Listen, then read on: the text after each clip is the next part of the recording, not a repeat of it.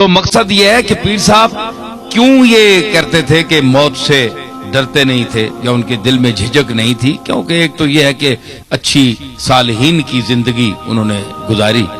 وہ اللہ کے فضل اور اپنے عمل سے مطمئن تھے، پھر دنیا کی کوئی خواہش نہیں رکھی، کوئی پراپرٹی نہیں خریدی، کوئی جائیداد نہیں خریدی۔ حالانکہ پراپرٹی جائیداد خریدنا کوئی گناہ نہیں ہے،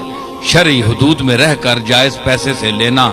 آپ تعمیر کر سکتے ہیں، کروڑوں کا اربوں کا کاروبار کر سکتے ہیں، لیکن اس سے دل لگا کر نہ بیٹھیں۔ اگر آپ اس سے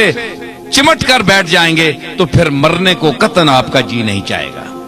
پھر آپ کہیں گے کہ ہم نے زندہ رہنا ہے۔ آئے دیکھیں نا، جمع مالا وعددا یحسب ان مالہ اخلدا، ایک تو پیسے جمع کرتا ہے پھر گنتا ہے، انسان جو ہے پیسے جمع کرتا ہے پھر گنتا ہے، یحسب ان مالہ اخلدا، اور یہ گمان کرتا ہے، پاگل آدمی ہے نا، تو یہ گمان کرتا ہے کہ اس کا مال